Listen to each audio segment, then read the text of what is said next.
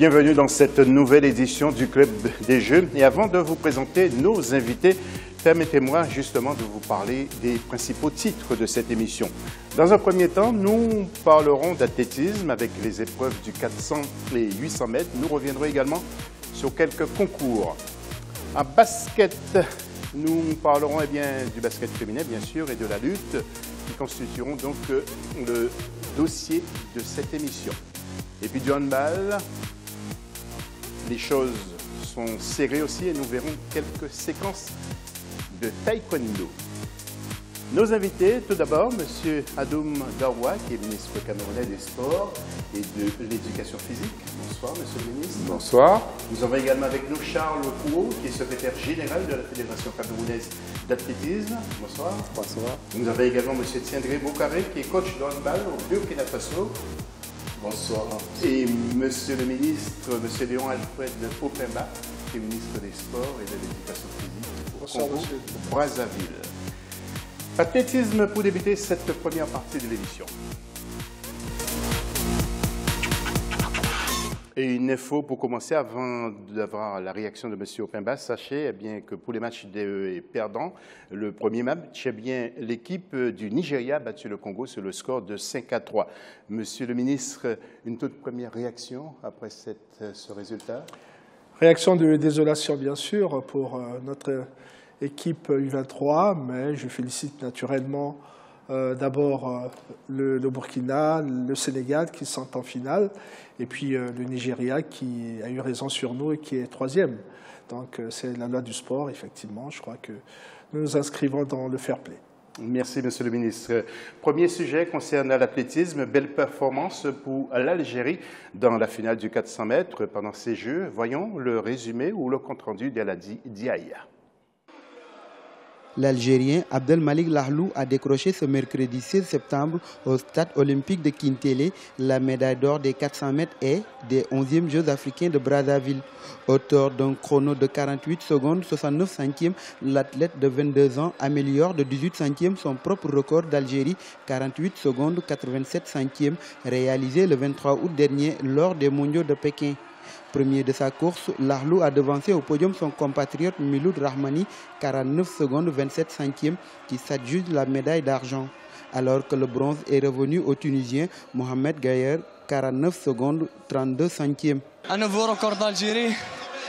Alhamdoulilah, ça fait plaisir. Cette année, je suis régulier sous les 49, 48. Cette performance, maintenant, je suis les 15e performance mondiale. Ça fait plaisir, alhamdoulilah, merci. Pour les 800 mètres hommes, c'est sans surprise que le favori, le Botswanais Nigel Amos, l'emporte en un temps d'1 minute 50 secondes 45 centièmes. Nigel Amos est un spécialiste des 800 mètres. Il possède la meilleure performance mondiale de tous les temps sur la distance. C'est vrai que je suis un habitué des 800 mètres, mais là, je vais me reposer autant que possible, car il me reste encore le relais 4x400 mètres. Pour l'heure, les finales des courses se poursuivent au stade de l'Unité à Brazzaville. La finale des 10 000 mètres dames a été remportée par Alice Aprot, la Kenyane, avec un temps de 31 minutes 24 secondes 18 centièmes. Sur longueur maintenant, le lancer de disque et du marteau ont livré également leur verdict pendant ces Jeux. Forte domination des pays du Maghreb dans la catégorie masculine et celle du Nigeria au niveau féminin.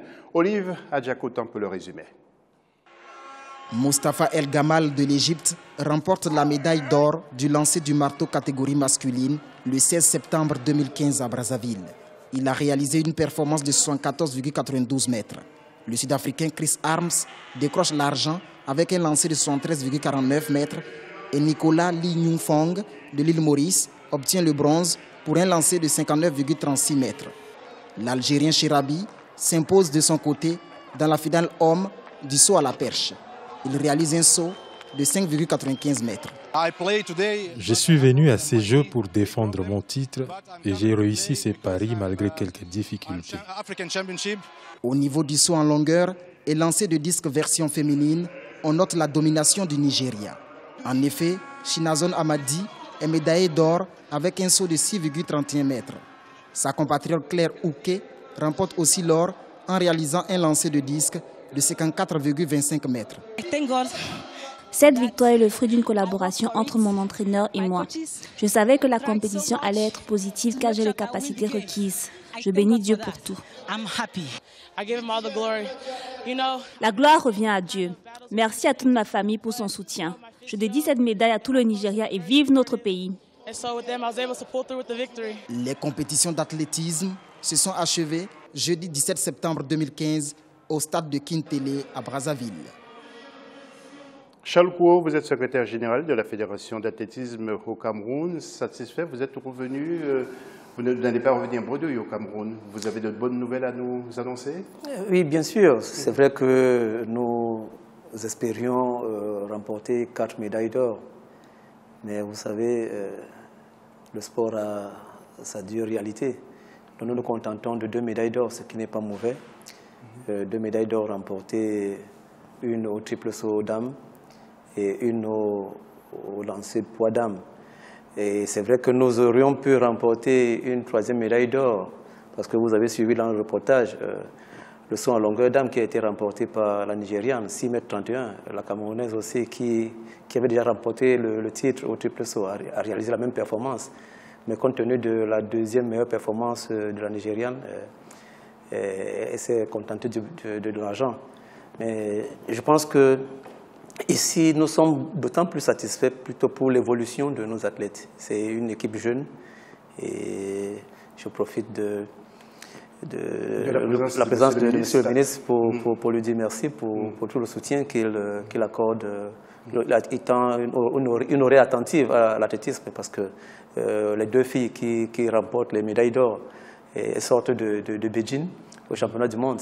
Ouais. Et ça fait que c'était en Chine. Ça ne pouvait que s'enchaîner avec le titre de tout à fait. C'est une bonne nouvelle en tout cas pour l'athlétisme camerounais, Monsieur le ministre. J'imagine que ça vous réjouit aussi d'apprendre que vous avez 2 athlètes qui sont médaillés d'or dans la discipline. Oui, je suis très heureux parce que c'est des médailles qui sont méritées. C'est des filles que nous suivons depuis un bon bout de temps.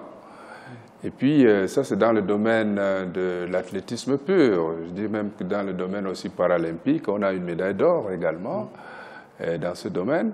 Donc, c'est pour dire que nous sommes déterminés, n'est-ce pas, à promouvoir et à développer l'athlétisme, bien sûr, mais aussi les autres sports, bien sûr, oui, les autres disciplines sportives. Merci, Monsieur le ministre. Monsieur Tiendré, vous êtes plus spécialiste dans le handball, mais dans quelle discipline en athlétisme que vos sportifs ont le plus émergé, d'après les infos? Bon, et comme vous l'avez si bien dit, je ne suis pas spécialisé en athlétisme, mais d'ores et déjà, je pense que nous avons engrangé 2 médailles.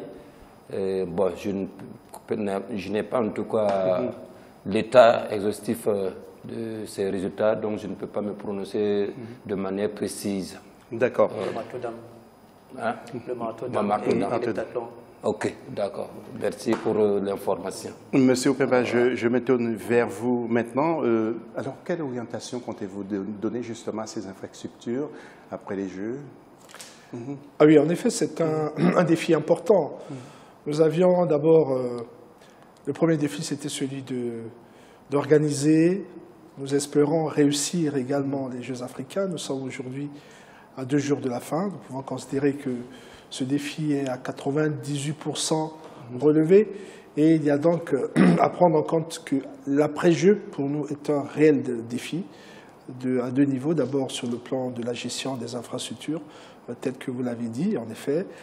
Grâce aux Jeux africains, Brazzaville particulièrement, mais nous avons également, dans le cadre de la politique générale du gouvernement, du président de la République, qui a engagé le maillage de tous nos départements d'infrastructures, nous avons là effectivement à prendre en compte la gestion de toutes les infrastructures. Mais si on s'en tient uniquement à Brazzaville, il y a donc lieu effectivement de nous y employer. Il y a déjà un schéma qui est en place et qui va être proposé dans le cadre d'une loi qui va donc être proposée par le gouvernement, un projet de loi et adopté par l'Assemblée pour la création justement du complexe sportif de la Concorde. Et puis à l'intérieur de cette loi, bien sûr, le mécanisme de gestion grâce aux statuts qui vont être proposés par le gouvernement et puis par l'Assemblée. Ensuite, il y a la viabilisation de ces infrastructures. Ça, c'est le deuxième défi de l'après-jeu. Et là, effectivement, il y a aussi un schéma qui est en place. Déjà, nous sommes heureux de constater que, au niveau des confédérations sportives africaines, il y a également un intérêt déjà annoncé dans le cadre de l'organisation de l'afro-basket notamment, de l'athlétisme. Nous avons parlé avec M. Kakaba, qui est le président de la Confédération africaine d'athlétisme, pour d'abord faire renaître le meeting du Brazzaville, qui déjà en lui-même était un rendez-vous important de l'athlétisme, et puis naturellement tous les championnats qui peuvent s'organiser. Mais il y a bien sûr toutes les autres disciplines qui sont intéressées, qui sont rapprochées de nous. Je parle du handball par exemple, qui ont déjà projeté d'organiser ici en 2018 la CAN version féminine, ici à Brazzaville.